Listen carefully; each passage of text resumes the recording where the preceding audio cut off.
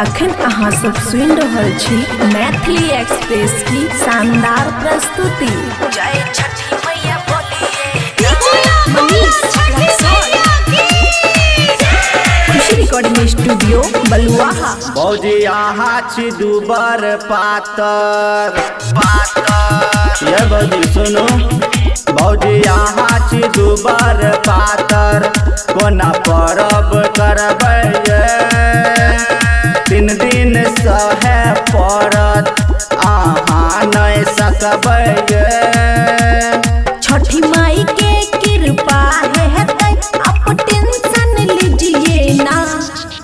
जय छठी मैया बोलिए ना, जय छठी मैया बोलिए ना।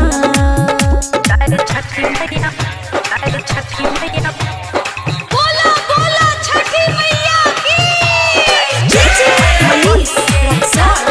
खुशी रिकॉर्डिंग स्टूडियो बलुआहा।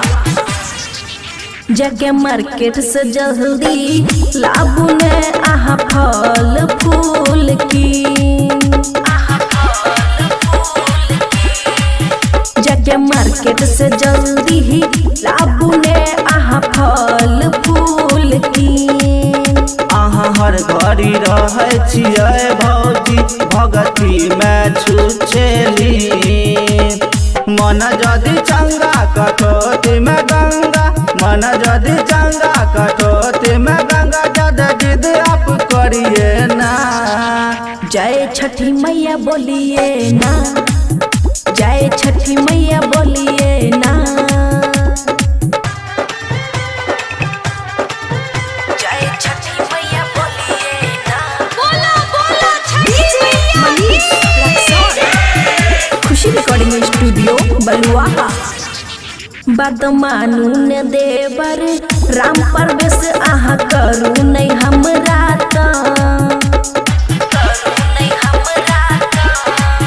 बदमानू ने देवर राम परवेश आहा करू नहीं हमरा। छियै नया अभी तक कन्या आहा ये नहीं कुछो के ढंग। बबुआ राहुल से मंगाबू फल फूल, राकेश राहुल से मंगाबू फल फूल, आप धैर्य धरिए ना। जय छठी मैया बोलिए ना, जय छठी मैया बोलिए ना।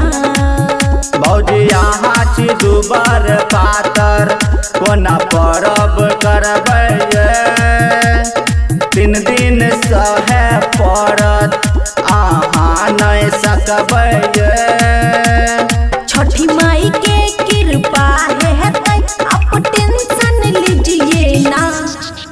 जय छठी मैया बोलिए ना, जय छठी मैया बोलिए ना। खुशी रिकॉर्डिंग स्टूडियो बलुआहा।